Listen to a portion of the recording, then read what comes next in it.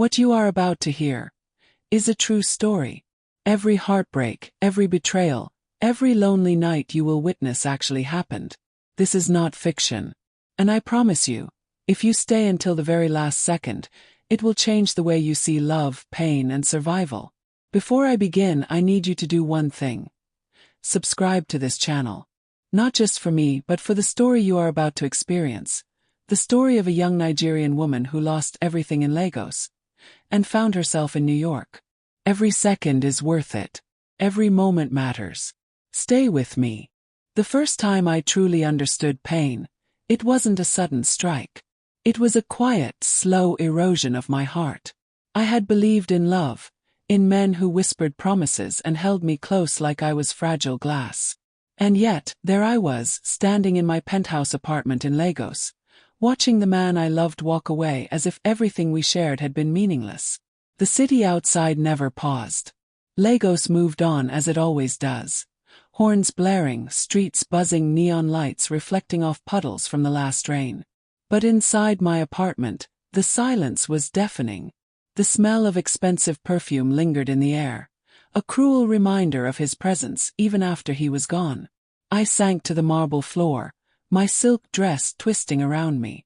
I could feel the weight of everything I had built, the parties, the investments, the smiles I wore for others, crashed down around me in that single, unbearable moment. Every man I had loved had left, each betrayal a nail in the coffin of my heart. And yet I stayed. I survived. But surviving didn't mean I was alive. I was 28, a young woman with everything. Lagos was my kingdom, or at least it felt that way. My family had wealth that allowed me to live in glass towers, to wear silk dresses, to walk into rooms that looked like they belonged in glossy magazines. I moved through the city with confidence, a smile that hid the ache behind it. Love, however, was never simple. My first heartbreak came with a man who promised eternity and delivered nothing but lies. The second, even more crushing, taught me that loyalty was a language some men refused to understand. By the time I reached my 30s, I had built walls higher than the skyscrapers I lived among. I told myself I would never trust again. And then came him, the one I thought could rewrite my story. But even he left, leaving behind a void so wide I thought nothing could ever fill it. That night, the night I watched love slip away, was the night I realized Lagos was no longer my home. There is a peculiar kind of silence that accompanies betrayal. Not the absence of sound, but the heavy stillness of everything you thought was real being exposed as false. I spent hours wandering my apartment, touching the things he had touched, smelling the scent he had left behind, and hating myself for believing in someone who would hurt me so deeply. I remember looking out from my balcony at the Lagos skyline, neon lights reflecting on the river, and thinking, I cannot breathe here anymore. This city, once my playground, had become a reminder of every disappointment, every stolen hope. And yet, amid the heartbreak, a small voice inside me whispered, "You will survive. You will rise again. You will find a love that is worthy." It was this whisper that planted a seed that would take me thousands of miles away from the life I knew. Leaving Lagos was not just about escape. It was about rebirth. I packed my bags with trembling hands, leaving behind penthouses, cars, and every luxury I had ever known. Each suitcase carried a piece of my broken heart, but also the determination to find something real. New York was a city I had always admired from afar. Its cold streets and endless possibilities called to me, promising anonymity, reinvention, and perhaps a chance to love without fear. I arrived in the city with nothing but hope. My heart was fragile, but my spirit unyielding. The bustling streets, the towering skyscrapers, the relentless energy, it all felt like a new beginning. In New York, I learned that survival is not about ignoring pain, but embracing it. I wandered through Central Park in the early mornings, feeling the wind against my face, imagining it blowing away every memory of betrayal. I sipped coffee in tiny cafes, watching strangers pass by, marveling at the idea that life could exist outside of heartbreak. Slowly, I began to feel something I hadn't felt in years. Possibility. Possibility that love, real love, might exist somewhere. I do not know what the future holds. I do not know if I will find the love I once dreamed of, or if I will rebuild my life entirely on my own terms. But what I do know is this. I am no longer the broken girl standing on a Lagos balcony, watching love slip away. I am a woman reborn, walking the streets of New York, carrying every scar as a badge of survival. And this is just the beginning. If you thought this opening was intense, stay with me. Subscribe to this channel because I will take you deeper into my journey, into the nights of loneliness, the slow healing, and the first sparks of a love I never expected. Stay with me because the story is far from over. Before we dive in, make sure you're subscribed and stay until the very last second. What you are about to witness is not just a continuation of a story. It is the quiet, invisible struggle of a woman finding herself, her strength, and eventually, the possibility of love. Every moment matters. Watch closely, because every heartbeat in this journey is extraordinary. New York has a way of swallowing you whole. The lights never dim, the streets never sleep, and the sounds never stop. I arrived with nothing but hope, and yet, hope was fragile. It was a candle flickering in the wind. The first night, I walked aimlessly through the city, my heels clicking on the concrete as if marking my existence in a place where I felt invisible. I carried with me the echoes of every heartbreak, every betrayal, every night I had cried alone in my Lagos apartment. The skyline shimmered like a dream I was not yet allowed to touch. Yet, amidst the overwhelming chaos, I felt a strange calmness. For the first time in years, I was not being defined by a man's love or a city's expectations. I was simply me. Days in New York were long, often lonely. I spent mornings in cafes with steaming cups of coffee, watching people rush by, lost in their own worlds. I wandered through museums, letting the art tell stories my heart could not yet articulate. At night, when the city lights painted long shadows on my apartment walls, the weight of solitude pressed on me. I would sit by my window, looking down at the bustling streets, and think about Lagos. Its heat, its chaos, its reminders of pain. But New York felt different. Here I could be anonymous, invisible if I wanted, and that anonymity became my shield. I learned to find comfort in my own presence. I learned to breathe when loneliness screamed. I learned that healing is not dramatic. It is quiet, incremental, and sometimes almost imperceptible. I thought I had understood love. I thought I had seen the full spectrum of desire, of intimacy, of devotion. But love in Lagos had been conditional, fleeting, and often cruel. Men loved the idea of me more than they loved me. They loved the wealth, the beauty, the prestige, but never the person beneath the silk dresses and diamond earrings. Here in New York, love felt different even before it arrived. It felt possible, not as an event but as a promise. A subtle, quiet possibility that maybe, just maybe, a man could love me for who I was, not for what I represented. I reminded myself every day that vulnerability is terrifying. That every scar etched into my heart is a story of survival, not weakness. And slowly I began to trust myself again, to trust the world a little. It was in the quiet corner of a bookstore, the kind with creaking floors and the smell of old paper. I was reaching for a worn copy of poetry, my fingers brushing against another's. The touch was fleeting, almost imperceptible, but it sent a shiver through me, a reminder that connection is not always loud, not always dramatic. I did not speak. I did not smile. And yet, in that moment, the seed of something new was planted, something cautious, something tender. In the days that followed, I found myself in that bookstore more often, drawn not to the books, but to the subtle presence of him, the stranger whose eyes seemed to carry curiosity, kindness, and a sense of depth I had rarely encountered. Even as I felt the first whispers of hope, I fought shadows inside me. I feared betrayal. I feared heartbreak. I feared investing my heart and finding it empty again.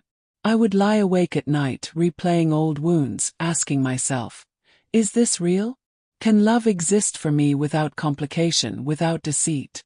The city was my therapy. Its endless streets, its anonymity, its diversity. It taught me patience. It reminded me that I had survived worse. That the past could no longer dictate the possibilities of the future.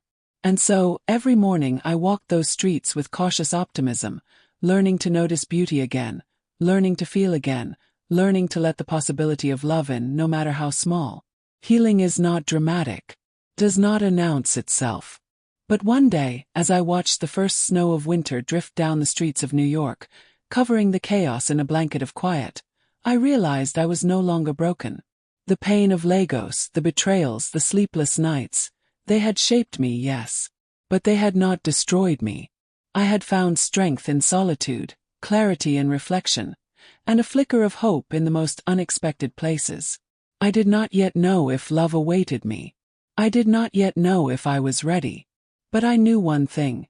I was ready to open my heart again, carefully, cautiously, but fully.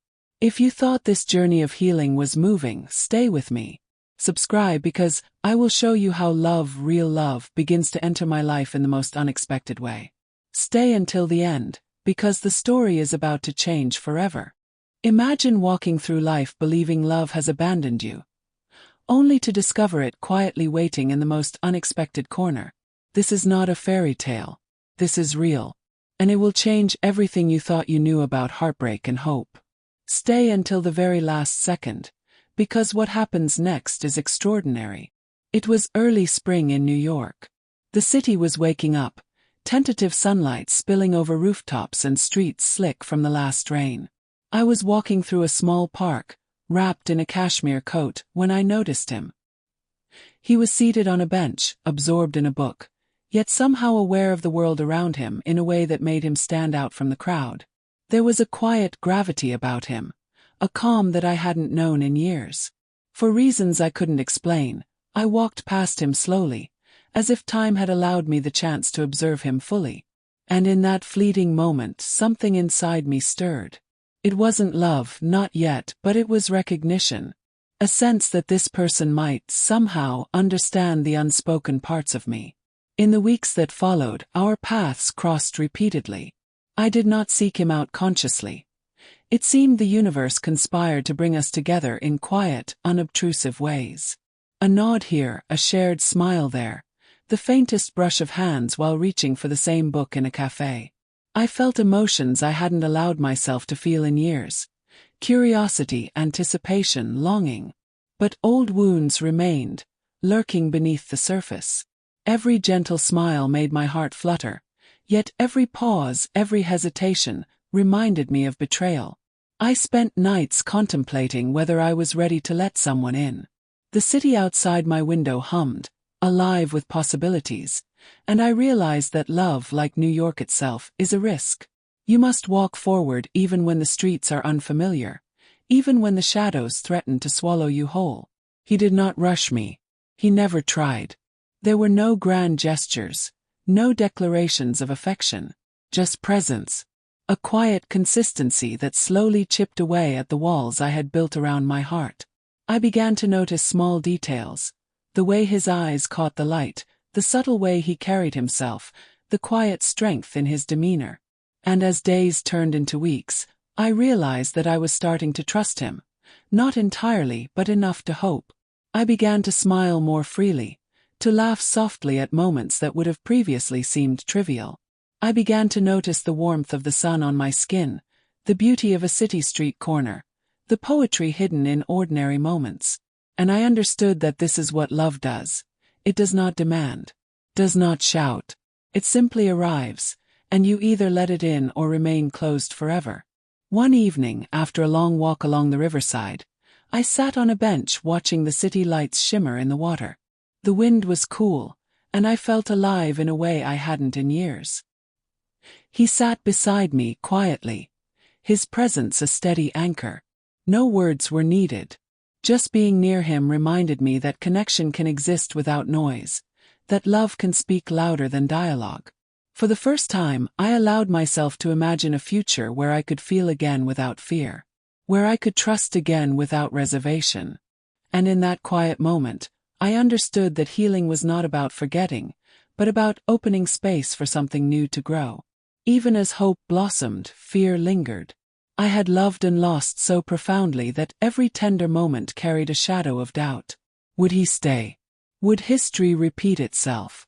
Some nights, I would wake with my heart racing, memories of Lagos, of betrayal, of pain rushing back.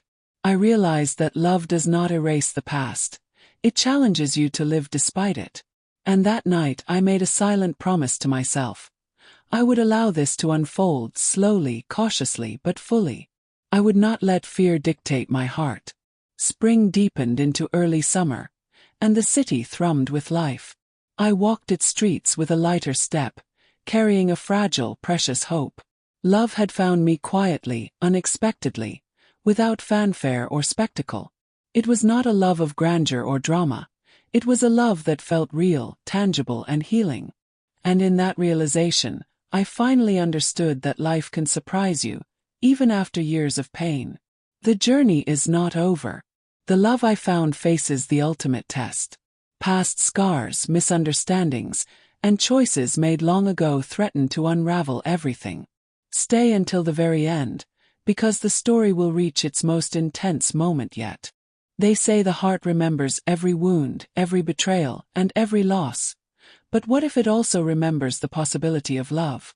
What if, after years of heartbreak, the one thing you thought was impossible finally finds you? Stay until the last second, because this chapter will leave you breathless, and it will change everything you believed about resilience, trust, and love. It was a late summer evening in New York, the city bathed in golden light that reflected on glass towers and rippling rivers. I sat in my apartment, overlooking the skyline, my heart trembling with a mixture of anticipation and fear. The past months had been a delicate dance. The man I had come to care for, quiet, patient, unwavering, had entered my life with no announcement, no grand gestures, only a presence that demanded nothing but offered everything. And yet, even now, fear lingered like a shadow. I'd been hurt too many times. I had loved men who only wanted pieces of me, not the whole. Could this be different? Could I finally allow myself to be seen fully, without walls, without pretense, without armor?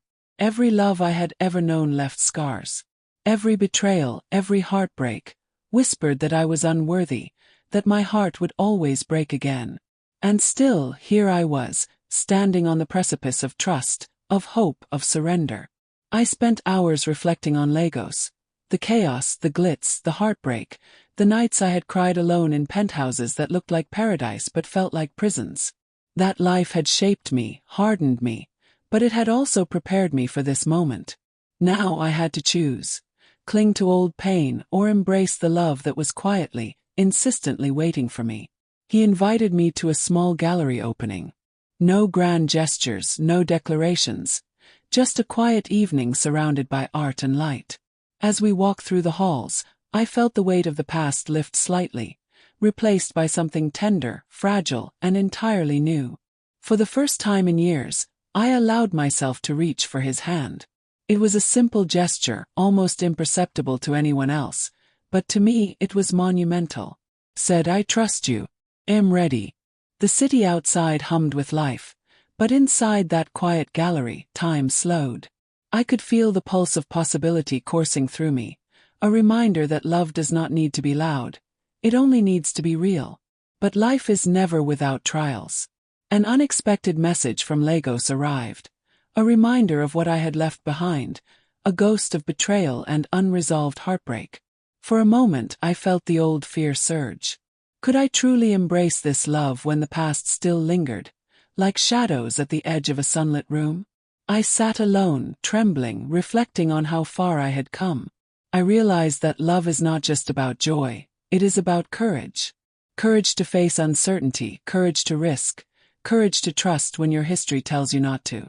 And in that quiet reflection, I made a choice. I would not let the ghosts of the past dictate the possibilities of my future. I would embrace love fully, without hesitation, without fear. In the weeks that followed, our bond deepened. Small gestures became profound moments.